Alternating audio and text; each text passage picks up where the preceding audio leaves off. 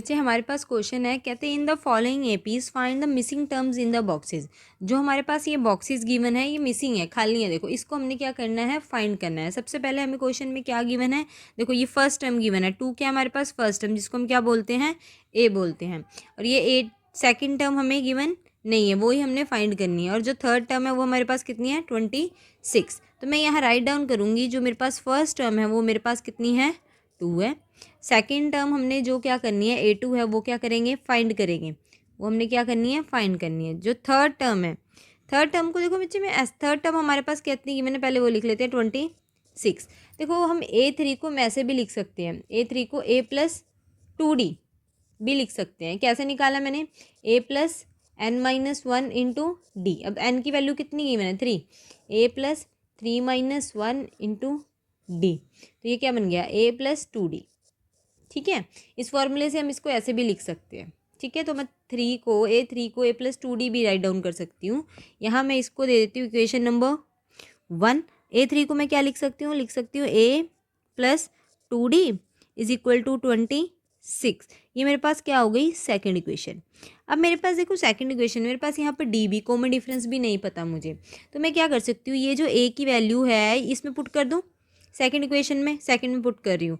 जो ये 2 है यहाँ पुट करूँगी, 2+2D इज इक्वल टू 26। अब मैं 2 को उधर ले जाऊँगी, 2D is equal to 26 minus 2, then 2D is equal to 24। 26 minus 2 कितना हुआ, 24। देन D की वैल्यू क्या आ जाएगी, D 24 अपॉन में 2, देन 2 1 ज़ा 2, ये आ जाएगा 12। देन मेरे पास कॉमन डिफरेंस कितना आ गया, 12।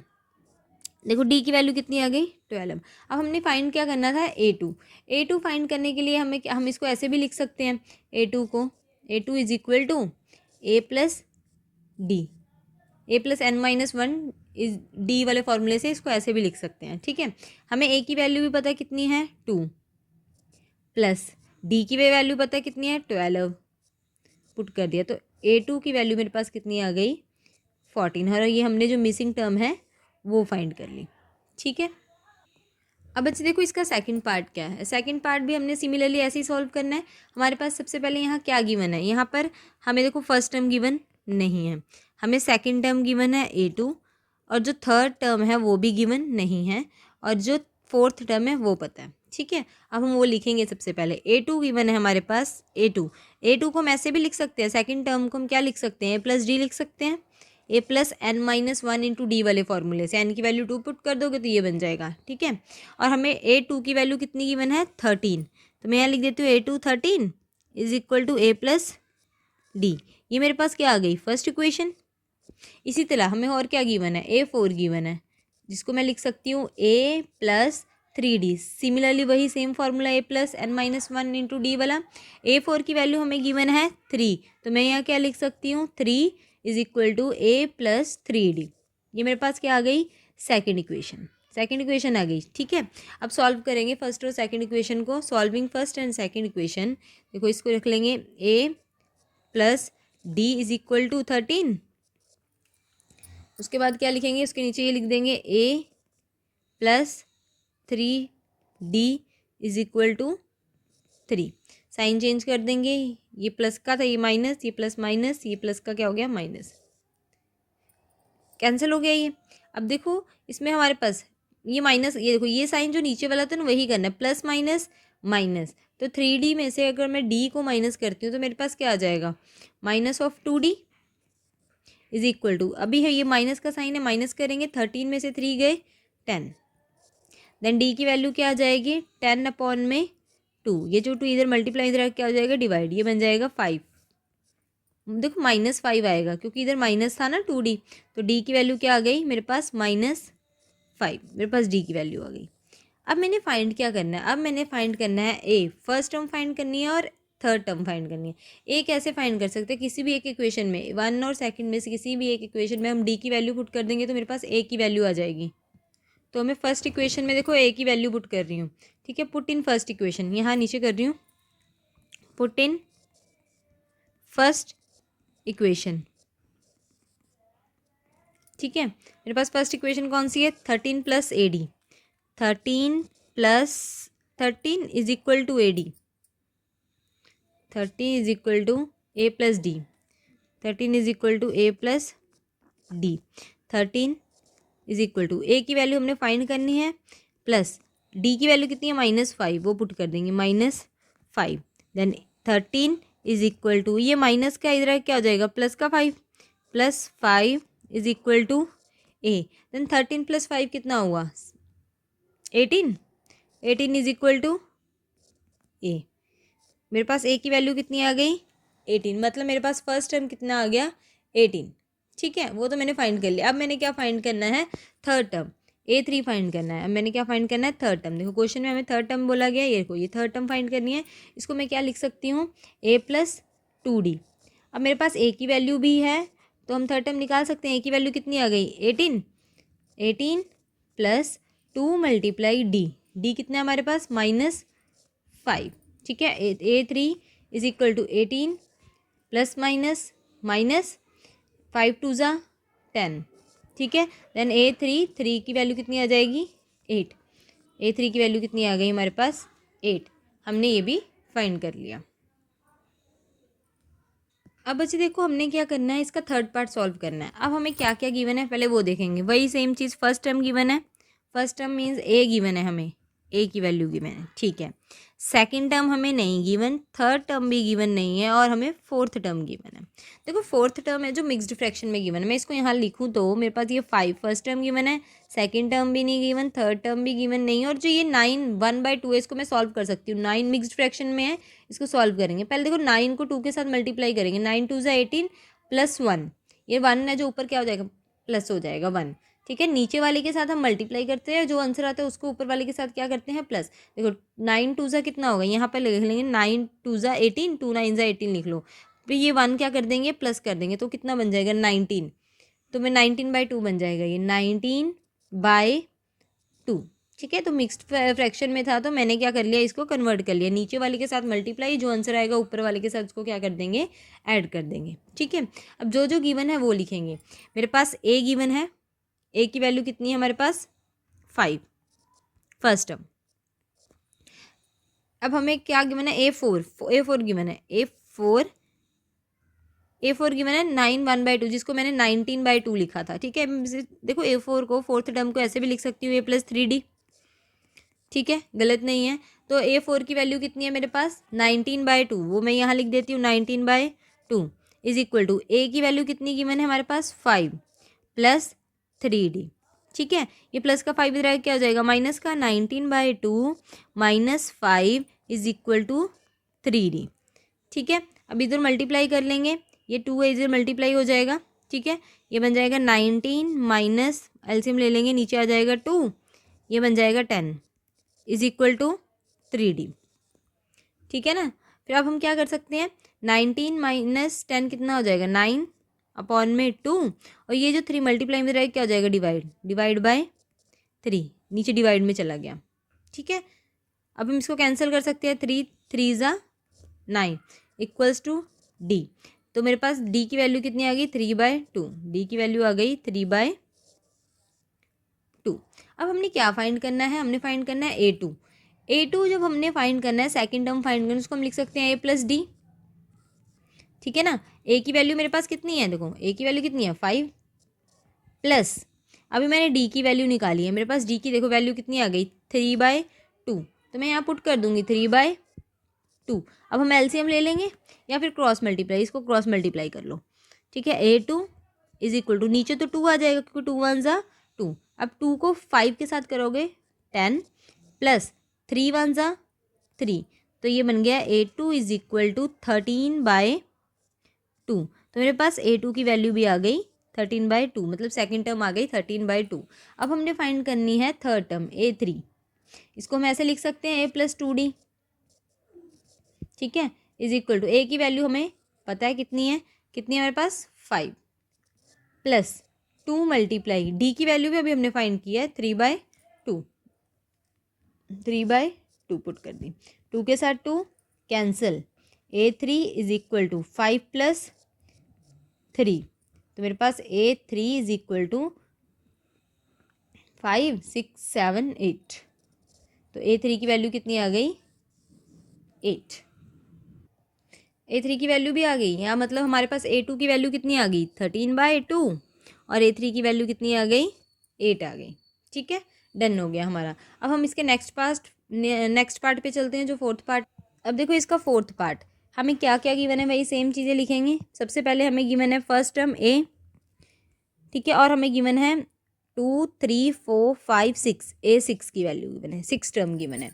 ठीक है, यहाँ पर हम राइट डाउन करेंगे कि हमारे पास गिवन है A जो है -4 और A6 कितना गिवन है, 6 टर्म हमें गिवन कितनी है 6 गिवन है। और हमने फाइंड क्या क्या करना है, हमने फाइंड करना है A2 A3 A4 and A5, 5 terms find करनी है। ठीक है ना, 8 second term, third term, fourth term and fifth term find करनी है। पहले A6 से जो 6 टर्म है उसकी हेल्प से हम D की वैल्यू निकाल लेते हैं। देखो इसको मैं ऐसे लिख सकती हूँ A+5D इज इक्वल टू 6। ठीक है, A की वैल्यू तो मुझे पता है -4 plus 5D is equal to 6, तो मैं 5D इधर रखूँगी, ये जो माइनस का 4 इधर जाए क्या हो जाएगा प्लस का 4, 6 + 4 देन 5D, 6 + 4 कितना हो गया 10 हो गया।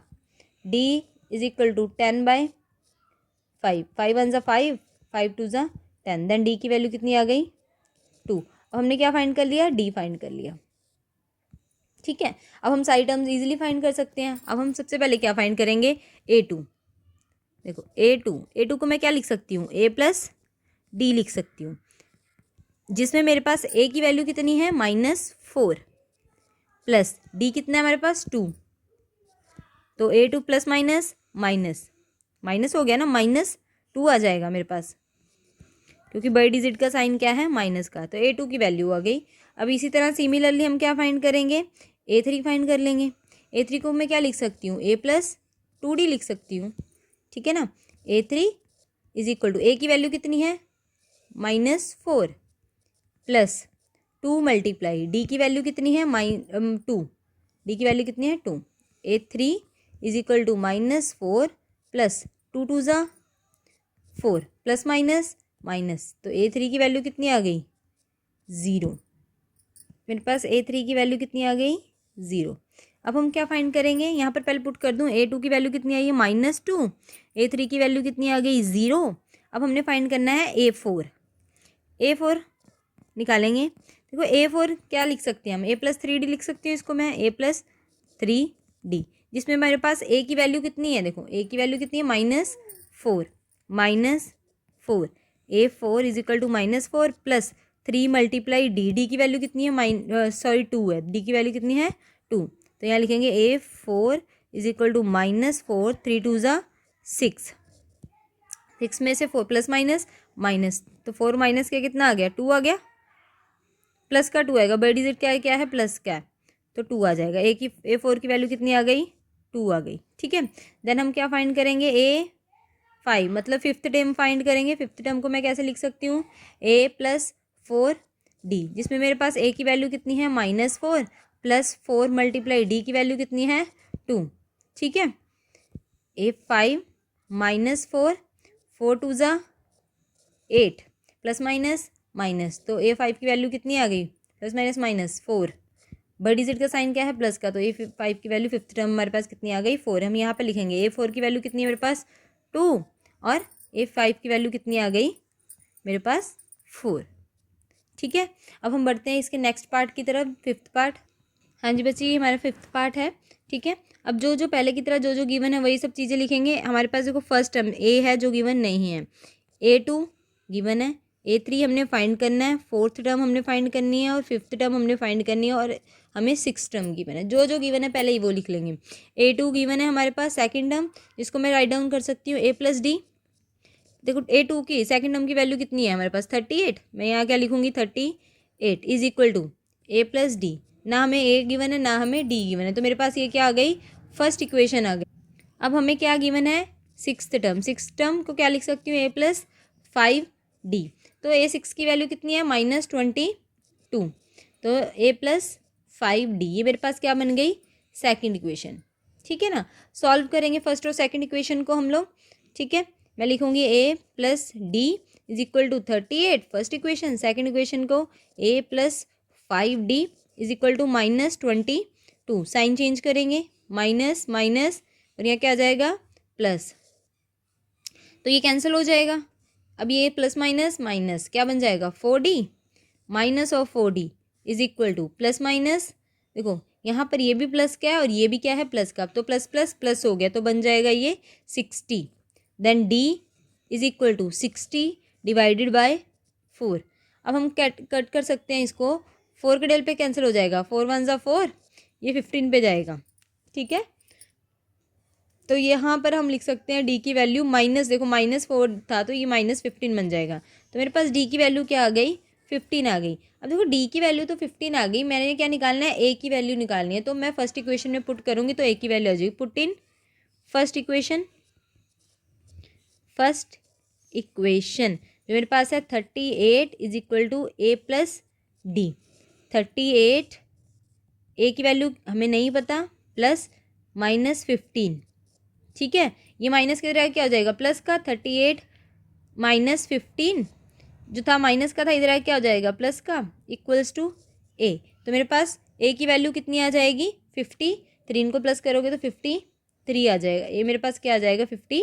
देखो हमें ए भी पता चल गया और डी भी पता चल गया, और जो मिसिंग टर्म्स हैं वो फाइंड कर सकते हैं। ए हमें पता चल गया कितना है हमारे पास 53, तो फर्स्ट कॉलम में क्या आ गया 53। अब हम A3 A4 और A5 ईजिली फाइंड कर सकते हैं। ठीक है, अब मैं यहाँ लिखूँगी A3 थर्ड टर्म को मैं क्या लिख सकती हूँ A + 2D।